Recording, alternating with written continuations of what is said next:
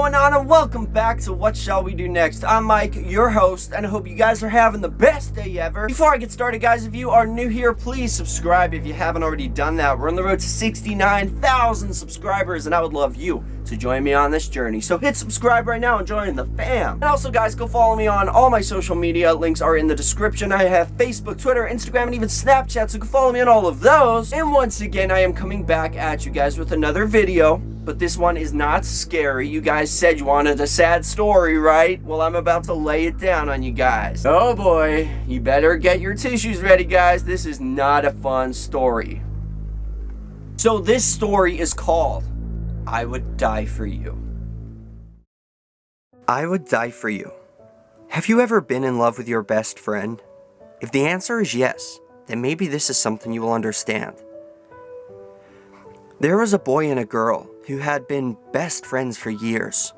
After a while, they began spending more time together, and their friendship grew more close and intimate. Eventually, they confessed their feelings for each other and fell truly, deeply, madly in love. They would often talk on the phone for hours, texted each other all day long. Whenever they were together, everything seemed right with the world, and not a single sad thought could cross their minds. She would wake up in the morning and go to school, just to see his smiling face. He would stay up late, waiting for her call, and fall asleep listening to the sound of her voice.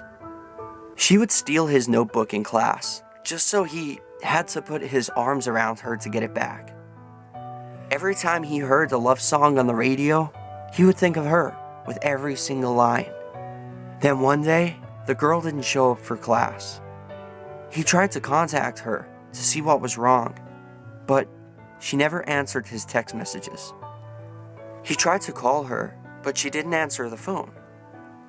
The boy became very worried that something was wrong. That night, he lay down in bed and tried to sleep, but it was no use. He couldn't stop thinking about her. Just then, his phone started ringing. It was her. He answered the phone and said, "Honey, is that you? Hey." She replied, "Hey, I missed you at school today. Why weren't you there?" "I had to go to the doctor." "Oh, really? Why?" "Just some flu shots, that's all." "Well, you didn't miss anything much." Suddenly, the girl burst into tears. "Honey, why are you crying? Is everything okay? What's wrong?" "It doesn't matter." "It does matter. I want to know why my baby is crying." "Can I ask you a question?" "Of course." "Do you love me?" "You know I do." "How much do you love me?" "I love you more than anything in this world." "Would you do anything for me?" "Yes, babe. There's nothing I wouldn't do for you." "Would you die for me?" "Yes. Is something wrong?" The girl started crying even harder. "Really?" "Yes, really." "Let me hear you say it." "I would die for you. Now please tell me what's wrong." For a moment, there was an awkward silence on the end of the line. "Nothing. I have to go." "Wait! I can't. I've really got to go." "Don't leave me hanging like this." "Sorry." "Well, okay. So I'll see you tomorrow at school?" "Maybe." "Alright. Bye." "Goodbye." The next day, the boy turned up for school, and the girl was nowhere to be found. He said to his friend, "Hey, have you seen my girlfriend today?" "No." "She wasn't here yesterday either. She was acting all weird on the phone last night." "Well, dude, you know how girls can be sometimes." "Yeah, but not her." "I don't know what else to say, man." "Okay, well, I gotta get to English. I'll see you after school. Yeah, I gotta get to science. Later, dude. That night, the boy got another call from his girlfriend. Hello? Why weren't you at school today? I had another appointment with the doctor. Are you sick? I have to go. My mom's calling me on the other line. I'll wait. It may take a while. I'll call you later. No, I want you to tell me what is wrong. I don't think we should see each other anymore. What? What do you mean? You want to break up? It's the best thing for us right now. Please don't do this to me. Babe, I love you so much. I don't want a relationship to be over. Neither do I. What have I done wrong? It's not you, it's me. I can't believe you're doing this to me. I love you. Bye. For the next 3 weeks, the girl was absent from school. Whenever the boy tried to call her, she never answered the phone.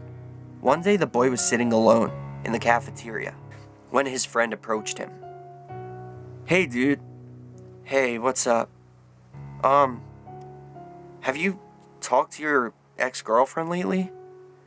No. So you didn't hear? Hear what? Man, I don't know if I should be the one to tell you. Dude, just tell me. She's in the hospital. What? Why? Just go to see her. Okay, thanks. After school, the boy rushed to the hospital. At the front desk, he asked the receptionist if his girlfriend was a patient there. Yes, she's one of our patients. Well, what's wrong with her? I'm sorry, sir, we can't give out confidential information about our patients. Well, where is she? She's in the isolation ward. Can I see her? I'm sorry, sir, that's not possible. The isolation ward is off limits to visitors. I have to see her. Get out of my way. Wait, no! You can't go in there!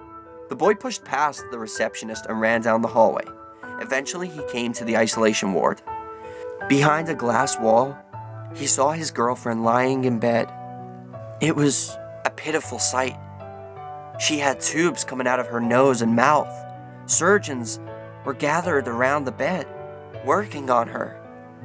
They were wearing protective clothing and their faces were covered with masks. The boy banged on the glass and shouted her name. The girl turned her head and was shocked to see him standing there. He waved to her, but she didn't wave back. He was disappointed. Then he looked closer and realized, to his horror, that she didn't have any arms or legs. Oh my God, are you okay? I didn't want you to see me like this. What have they done to you? Don't look at me, please. Babe, what happened? Talk to me. I have a flesh-eating disease. What? What is that? The doctors call it necrotizing fasciitis. I'm on life support. The disease is eating me alive. The boy burst into tears. This can't be happening. The doctors said that I must have caught it when I fell into that sewage tank. They had to remove my arms and legs, but that didn't stop it from spreading. There's nothing more they can do for me. They're taking me off life support in 1 hour. Why didn't you tell me? I wanted to. I really did. Why didn't you? I couldn't. I didn't want to hurt you. Why did you break up with me? The disease is contagious. I didn't want you to catch it. I don't care. I couldn't take that risk. I love you more than anything. I can't go on living without you. Don't be sad for me. Just remember this. I love you, and I'll always be there with you, in your heart. The boy fell to his knees, doubled over in pain. Hospital security grabbed him and carried him away. Later that night, the girl was taken off life support and she died. The next day, the boy didn't show up for school. His friends wondered where he was. Instead, he made his way to the local zoo. He bought a ticket and walked towards the wild animal enclosures. He took out a bottle of ketchup, poured it all over himself. Then he started rubbing it into his skin. After wiping a single tear from his cheek, he went over to the tiger's cage and jumped in. The wild beasts were hungry, and within seconds they pounced on him and began tearing him apart. His dying screams echoed around the zoo. With their razor-sharp teeth and their pointed claws, the tigers ripped into his flesh and started eating him alive. By the time the zookeepers managed to get into the cage and subdue the ravenous tigers, the feeding frenzy was over. There wasn't much left but a pile of clothes and some gnawed, bloody bones. In the pocket of his jeans, they found a crumpled note, and it read, "I told her I would die for her."